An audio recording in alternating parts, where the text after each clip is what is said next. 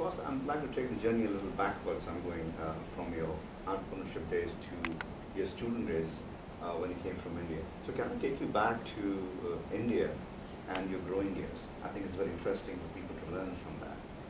Because earlier you had mentioned to me that you speak very well, very eloquently, but it wasn't the case when you were a child growing up. Right. In terms of English language. Right. So let's shed some light on that. Okay. Well, I studied in Hindi medium. Right? And of course we studied English. I grew up in Jamshedpur, which at that time was Bihar. Okay? Then for college, I went to St. Xavier's, Calcutta. Okay? Of course, I wanted to go to engineering school, but at that time you had to do intermediate science. Okay? So I went to do intermediate science to St. Xavier's. Now, college education was all in English. I had no problem, understanding the lectures, or speaking. Okay, but the first time I had to write a report, my goodness, it was quite a challenge for me. And I think it was in geography, some kind of report. That's when I struggled. Okay? And once that was done, I actually had some confidence, and I became better. But the interesting thing is, so I go there, then I go to IIT. Of course, all learning is in English, so I switched. I had to share with you this. Then it comes to applying for graduate schools in America, and you had to take GRE. From IIT, that was not a problem. Okay, we scored in the above 95 or almost, in some cases 99 percentile level, right? Then there was this thing called TOEFL or something. TOEFL, right? It's English as a foreign language. Yeah, test of English as a foreign language. Okay, so and GRE has the English section. Okay? So I was here. It is in high 90s in the science and the math side, and I was in kind of at the bottom of the profile on the English, right? And this TOEFL, I wouldn't have actually, even though I used English as my learning language, I kind of barely made it. Okay, and I wouldn't have made it based on the actual score. So those days you had an interview at the embassy, consul. So when I went there, so that's an oral interview. The lady said, "Oh, you're just fine with English." Okay, it's the vocabulary on those long words and all complicated things that I did not know. I had a functional, grasp of English quite well. Okay?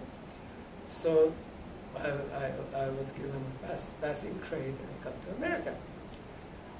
So interesting for me. This is a personal story. Several years now later, okay, of course I become professor, finished, become professor, start company, and several years later, in companies, they do all these tests, just including this thing. Some of them involve English, some of them involve this, the personality test. When you have a large company, you go for that. So we had this now the language component, English component, and when the scores came back, I was shocked once again. But this shock was totally different from the other one. I was placed as only one person in the entire management staff of this public company did better than me. I said, wow, what happened? So I had moved from bottom of the ladder to almost top of the ladder. The person who got better, he is, came from Scotland. Can't beat him, right? So the lesson is there. If you're interested, I was always interested, okay?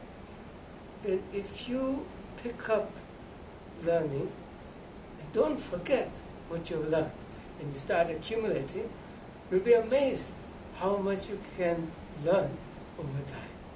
And I did that without even ever realizing it. That's my story of my learning journey of language. I love language. Now, of course, my vocabulary is very different from what it was then. Switch forward to the entrepreneurship again, because I'm to draw some lessons from you. As a professor, as a professional, and then as an entrepreneur. Were you prepared before going into entrepreneurship? You thought this was the moment for me to just try it? And when you actually started doing it, I'm sure the challenges were different than what you originally had perceived it to be. Are there some lessons to be learned? Oh, many, and all entrepreneurs have these lessons they will share with you. Well, in my case, okay, well, it's not that I did not know entrepreneurship from a distance, right? Because I grew up in Tatanagar, a great example of Jamshedji Tata, and we used to celebrate every 3rd of March.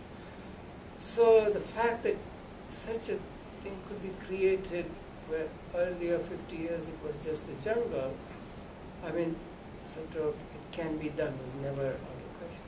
Okay? I mean, it was part of my growing up. What I, so I realized you do these things, you're not like suddenly one day you wake up and say, I did this and that. There's a preparation necessary, okay? And you have to judge, whether the opportunity is right, the timing is right, and some of those elements. And many, many companies fail because, they skip this step. Okay? The good thing about starting company is other things have time scale defined by somebody else. In the case of, if you're the founder, you can choose when to start. Nobody ever says start it today, or you have to start by this date. So you prepare, and when things start gelling, you look for opportunity, and you use that to launch. Okay? So maximize your ability. So I had actually done that. Okay?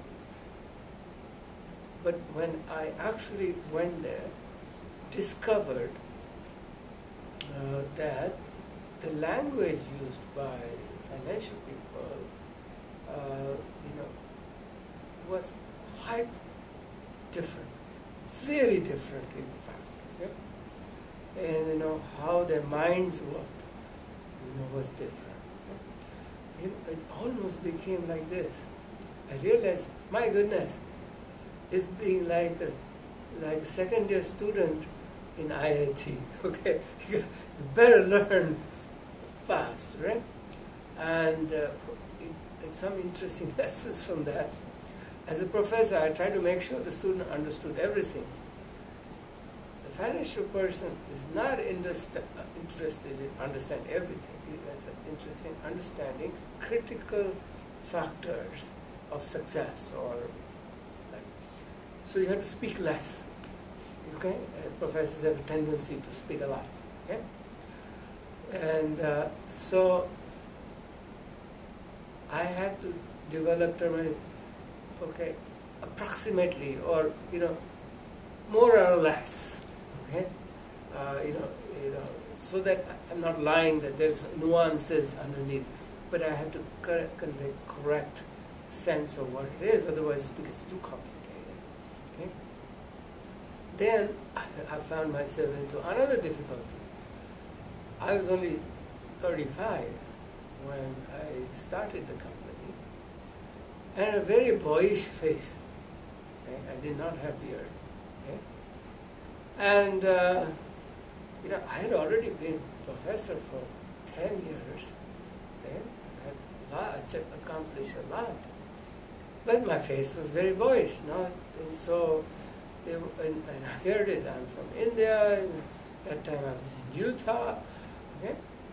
So I said to myself, I have a problem. And I discovered that in my beard there was a few white hairs, okay, by that time, a little bit, okay. So I actually grew beard, okay. So same guy, okay, now groomed a little differently, the beard, a little streak of white, okay. Suddenly, I became more acceptable, okay, I look a little bit older. Okay? So in business, it turns out it isn't always technology, it isn't always that. You have to be very aware and be a very good listener, a very good observer, and make the necessary corrections so as to communicate or strategize. It's just part and parcel, of being an artist. So it's like always a pleasure. Thank you so much. Right. Most welcome.